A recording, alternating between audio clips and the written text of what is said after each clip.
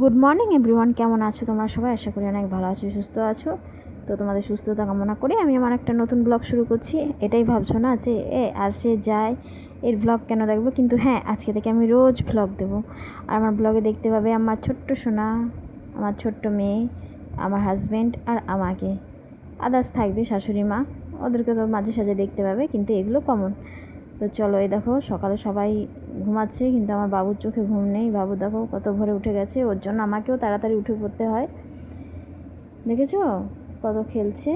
আমি বলছি ঘুমাও শোনা, কিন্তু ও না প্রত্যেক দিন এরকম টাইম উঠে যায়। এত দুষ্টু এত দুষ্টু এত দুষ্টু, কী বলবো, মিষ্টি দুষ্টু সব কিছু বলে ওকে আমি। এইদিকে মনার শরীরটাও সেরকম ভালো নেই, মানে দুদিন ধরে। প্রথমে হয়েছিল হচ্ছে গিয়ে কি হয়েছিল, প্রথমে পটি হয়েছিল, পটির ওষুধ খাওয়ালাম, তারপর বমি করলো, বমির ওষুধ খাওয়ালাম, তারপরে জ্বর এসছে, জ্বরের ওষুধ খাওয়ালাম, তাতেও কমছে না, দিয়ে ডাক্তার দেখাতে নিয়ে গেলাম, ডাক্তার দেখিয়ে ওষুধ নিয়ে এসে খাওয়ালাম। তো এখন আপাতত ভালো আছে। রাতে একবার জ্বর এসেছিলো, আর আজকে রাতেও একবার জ্বর এসছে। মানে আসার আগে আমি ওষুধ দিয়ে দিয়েছি, দেখছি যে ও মানে ঘ্যান ঘ্যান করছে, তো বুঝতে পেরে আমি ওষুধটা দিয়ে দিয়েছি।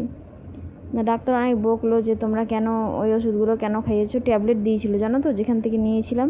তারপর উনি সিরাপ দিয়েছে, বলছে না বাচ্চাদের এখন দেওয়া যাবে না, যেহেতু ওর এখনও বয়স অনেক কম, 3.5 বছর বয়স, তো ওকে দেওয়া যাবে না। আর ও দেখো আমার বাবু, দেখো আমার আমার নাইটি ধরে টানছে, দেখেছো, যেতে দেবে না।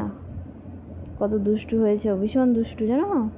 ও দিদিকে ডাকে, ও বাবাকে ডাকে, সবাইকে ডাকে, আর ওরকম করে খেলা করে। তো যাই হোক বন্ধুরা,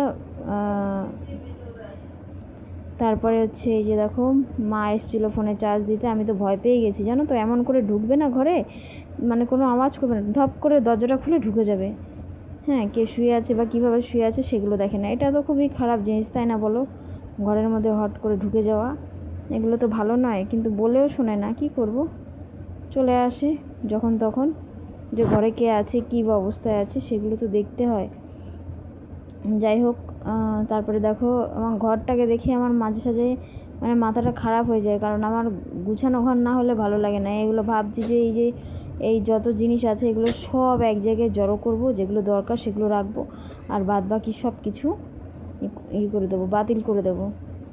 তারপরে এখানে দেখো এই পুতুল মুতুলগুলো সব কিছু এবার কাচতে হবে ভালো করে। তারপরে এই যে চলো তোমাদের একটা জিনিস দেখাই, তাই রাখবো এটা। তোমরা কি চিনতে পারছো এই জায়গাটা? এই জায়গাটাতে আমি অনেক অনেক ডান্স করেছি, আমার শর্ট ভিডিওগুলো দেখলে বুঝতে পারবে। এই জায়গাটাই ছিল, কিন্তু এখন আর চেনা যাচ্ছে না। দেখো কত জঙ্গল হয়ে গেছে, কি অবস্থা। এমনিতেই বর্ষাকাল তো, সেই জন্য আরও বেশি বেশি জঙ্গল হয়ে গেছে, কি অবস্থা হয়েছে। আমি বলি যে এই করো, ওগুলো পরিষ্কার করো, আর ভেবো না যেখানে ইউজ হয় না, ইউজ হয় জানো তো। ওইখানে বাথরুমটা, ওই বাথরুমটা ইউজ হয়। এবার ভেতর দিয়ে যখন বন্ধ করে দেয়, আমাকে এই জঙ্গলটা দিয়ে যেতে হয়, ভয় করে। এবার বর্ষাকাল যাতে হয়তো এই আজে বাজে জিনিস থাকতে পারে। আর এইখানে দেখো জবা ফুল গাছটা, অনেক জবা ফুল ফোটে, কিন্তু আমি না সকালে এসে পাই না। ভাবি যে কী ব্যাপার, জবা ফুলগুলো কোথায় চলে গেল। আমার মনে হয় কি আমার শাশুড়ি মা মনে তুলে রেখে দেয় আগে থাকতে। ফুল নিয়েও হিংসা করে, হায় ভগবান, এটা কি আর মানে বলা যায়। যাই হোক, উনি উনি ভাবে যে আমি হয়তো নিয়ে সব পুজো দিয়ে দেবো, কিন্তু না, আমি রাধা কৃষ্ণকেই মানে দুটো ফুল হলেই আমার যথেষ্ট। আর এখন হয়ে গেছে সন্ধেবেলা, শুভ বিকেল, শুভ সন্ধ্যা দুটোই বলছি। এই যে মায়ের ছবি, আর এইখানে দেখো ধূপকাঠি ধরিয়ে দিয়ে গেছে শাশুড়ি মা। তো আমি এখনও পুজো হচ্ছে হাত দিইনি, ওই ঠাকুরকে একটুখানি ওই রাধাকৃষ্ণ ছবি ওতেই একটুখানি মানে ইয়ে করি, ফুল জল এগুলোই দিই। তারপর দেখো বাইরে হচ্ছে বৃষ্টি, প্রচুর বৃষ্টি হচ্ছে বাইরে, টুকটুক করে পড়ছে, সারাদিন ধরে বৃষ্টি হচ্ছে। আর এই যে আমার রাধাকৃষ্ণ, দেখো কত সুন্দর লাগছে দেখতে, ভীষণ ভালো লাগছে বলো। জানো তো বন্ধুরা, অনেক কিছু ভেবে রাখি যে আমি আজকে এটা করবো এটা করবো, কিন্তু কিছুই করা হয় না। এইখানে বসে ভাবি যে এটা করলে এটা হবে, কিন্তু হয় না। এই দেখো মেয়েরা কেমন জ্বালাচ্ছে, একটা বোতল খুলতে পারে না, ওর শরীরটা এমনই হয়েছে। অন্য বোতল নেই না, অন্য বোতল আছে দেখ ওখানে, ওই যেগুলো আছে ওইগুলো থেকে একটুখানি জল নে। এত রাত হয়েছে এখনও ঘুমায় না, এখন প্রায় 12টার কাছাকাছি, 12টা কাছাকাছি কি 12টার উপরে বাজে, তাও চোখের মধ্যে কোনো ঘুম নেই। ছেলেকে নিয়ে সারাদিন মানে কথা বলতে বলতে আমি নিজেও হয়রান হয়ে যাই, ছেলে মেয়ে দুজনকেই। কি বলবো, ওর তো এমনিতেই শরীর খারাপ, সারাদিন বিরক্তিপানা করছে। আর এদিকে আমার ছেলে মানে চোখের ঘুম চোখেই আছে, দেখো ঘুমাতে পারি না কিছু না। এদিকে ফ্যানটা দেখো উঁচু হয়ে যাচ্ছে, এটাকে টাইট করতে হবে।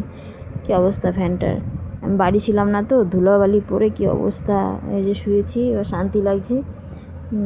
তো চলো বন্ধুরা, আর কিছু নয়, এবার আমি একটুখানি বিশ্রাম নেব। বিশ্রাম তো নিতে পারবো না, বিশ্রাম নেওয়া যাবে না, কারণ আমার ছেলে ঘুমায় না জানো তো, আমি শুলে পরে উঠিয়ে দোল দিতে হয়। তোকে যে দুধটা খাওয়ালাম না, ওই দুধটা তোর ঠাকুমা বলছিল তোর বাবাকে দেবে, আমি তোর জন্য বানিয়েছি, তোর ঠাকুমা বলছিল তোর বাবা খাবে। আমি তো খেয়ে নিলাম। ভালো করেছিস, খেয়েছিস। এখন শরীর ভালো আছে বাবা? লজ্জা পাও? লজ্জা করে নেই তো?